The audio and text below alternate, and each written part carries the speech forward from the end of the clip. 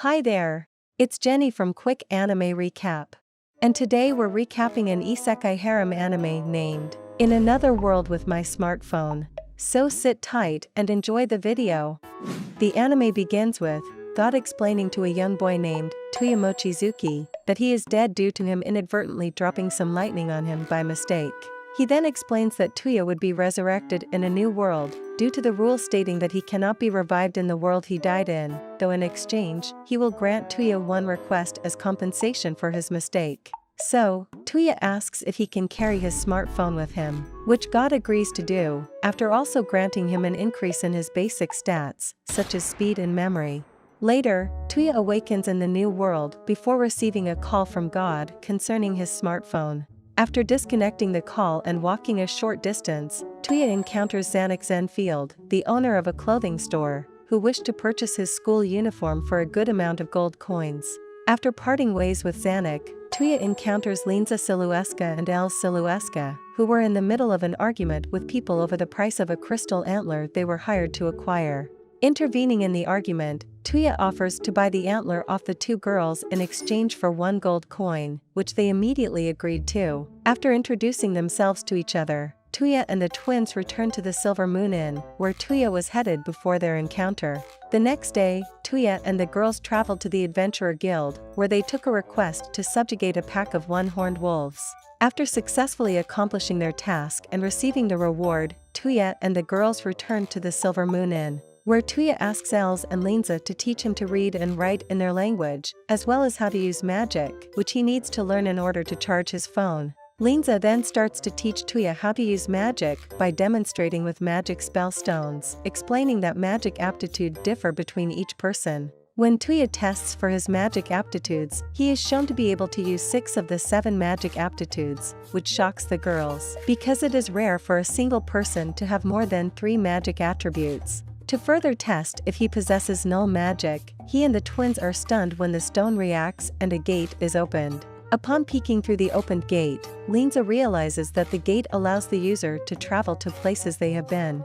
Later in the inn, Els and Linza express their disbelief at how powerful Tuya's magic is. And just then, Tuya is introduced to Air, who runs the parent cafe in town. She asks if any of them knows any new recipes that she could try in her restaurant, which Tuya suggests ice cream, confusing everyone. Tuya then takes out his smartphone, calling it a magic device because he doesn't want to divulge much about.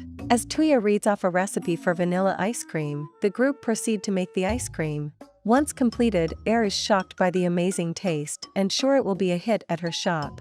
Receiving praise, Tuya instead thanks everyone, explaining that providing this yummy dessert is the least he can do for all the help they've given him. After a few days, the group arrived in a new town while on their way to deliver a letter to a person in the royal capital. They then come across some kind of scene unfolding nearby, involving a young girl and several men. The girl is being targeted because she previously helped get some drunks arrested and their friends want revenge. She quickly uses jujitsu to subdue them, but stops when her stomach growls. So Tuya steps in, followed by Els to help her. Hearing the guards are coming, they quickly retreat into an alley with the girl. The girl introduces herself as Yae Kakonoe, a traveler. After Yae explains she lost her travel funds, they treat her to lunch. Unfortunately, she's a human garbage disposal, prompting Tuya to worry she's bankrupting them. Yae explains that she plans to go to the royal capital, which is the same destination as the trio, and they invite her to come with. Later, the group is riding in cart with Yae at the reins. Linza then hands Tuya a spell book on null magic, which he finds an interesting spell called Apports that can pull distant objects to his hand. After trying the spell a few times, he realizes he can only pull small objects to his hand. Continuing his reading, Tuya finds a spell called Long Sense, which boosts his 5 senses beyond his normal range. And Tuya then notices a smell of blood coming from straight ahead. Upon arriving at the scene, they discover a carriage is under attack by a group of lizard men being summoned by a magician. While Els, Linza and Yae get rid of the lizard men, Tuya takes out the magician by using the slip spell. After dispatching the bad guys, Tuya and the others find a critically injured man on the verge of death and using a combination of healing magic and the Apport spell to extract a piece of an arrow that was stuck inside his body, he is able to save the man. Upon introductions, the group is surprised to discover that the young lady is the daughter of the Duke of Belfast, Sushi Ernia Ortlind. At the request of Liam, the group continues their journey to royal capital with Sushi's group. Upon arriving at the royal capital, the group are warmly welcomed by her father, Alfred Ernst Ortlind, who thanks them for saving his daughter. Later, Tuya is having a conversation with Alfred concerning the attack on his daughter and who could possibly be behind it, when Sushi returns from speaking with her mother, Ellen Ernia Ortlind. He is told that Ellen is blind due to surviving an illness, and despite the efforts of multiple healers, her blindness could not be undone. He later explains that her grandfather had a spell capable of restoring her sight, but Alfred states that it is impossible since it's a null magic, which the girls overhears and excitedly point out that Tuya is capable of utilizing any magic. And wasting no time, Tuya casts the magic on Ellen, which to the overwhelming happiness of the others is shown to be successful. Thankful to Tuya for everything, Alfred gifts him a pouch containing 40 platinum coins, which is the equivalent of 40 million yen. Adding to that, he also gifts them medals bearing his family's crest, which would allow them to pass through city checkpoints and utilize facilities only available to nobility. With their quest done, Tuya asks what Yae plans to do next, and Yae explains she wishes to stay with the trio as they have proven themselves noble warriors. While Tuya and the girls are shopping in royal capital, the group sees a young girl, Arma Strand, who appears to be nervous and lost. Upon introducing themselves to Arma, Tuya helps her to find her sister, Olga Strand, using the map in his smartphone. After reuniting the two sisters, Tuya went to do his own shopping and brought a magic coat that protects the wearer against magic attacks. Due to heavy rain, the group have been stuck inside the inn for 3 days, and Tuya observed Beryl, the owner of a weapon shop, and Dolan, the owner of the inn, playing shogi, which is a game Tuya created. The girls then return from the parent cafe, and asks Tuya to deliver some roll cakes to Alfred.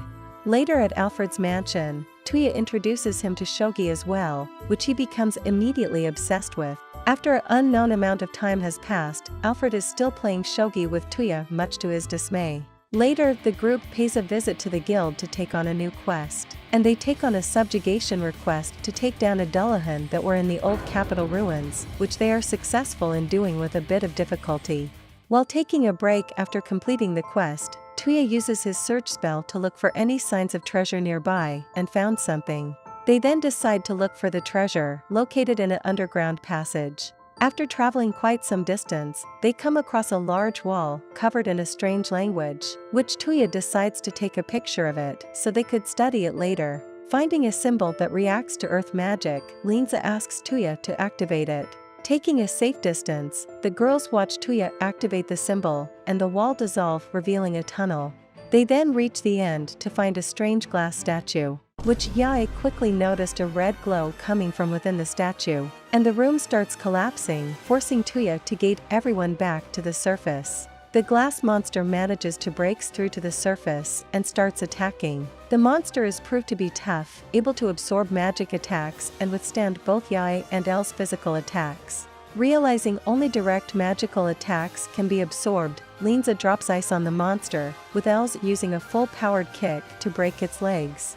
Unfortunately, the monster fully regenerates and manages to injure Els. While Tuya tends to El's wound, he realizes that the red orb in the monster is what gives it life. Immediately, he uses ports to take it away, allowing Els to break it, effectively killing it.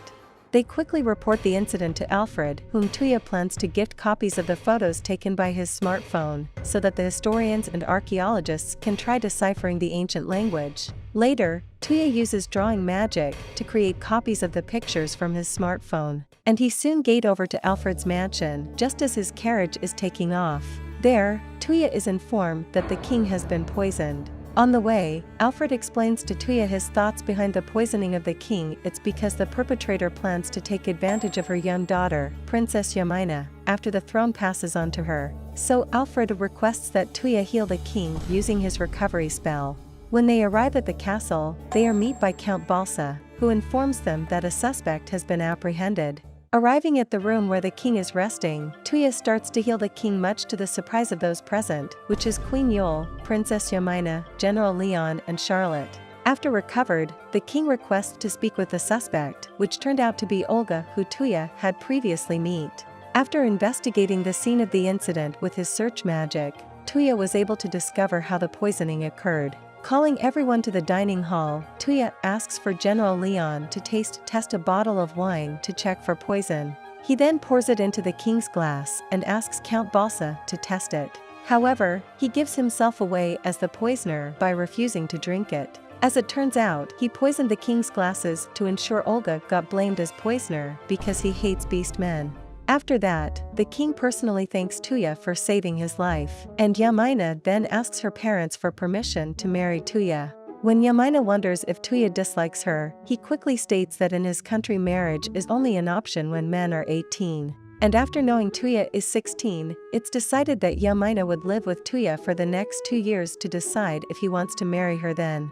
When Tuya is resting in a guest room, he gets a call from God, who tells him polygamy is normal in that world, and Tuya can take on as many wives as he wants. After God ends the call wishing him the best, he returned to the inn with Yamina, where he explains the situation to his companions. After registering Yamina at the Adventurer Guild, they take up a quest to subjugate a pack of great ape in the southern forest. Along the way to their destination, Yamina explains, despite her upbringing she has been trained in archery and magic.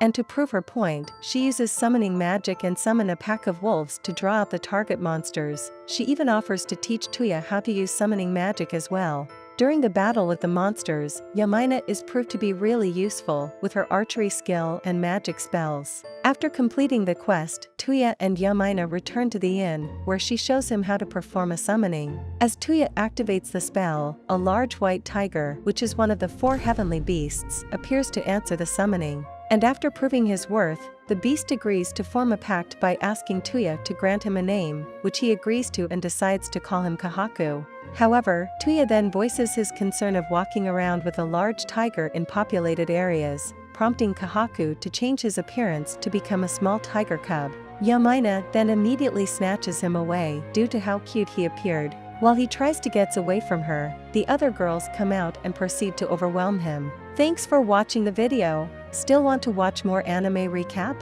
Click the video on the screen to watch more. And don't forget to subscribe to catch the latest upload.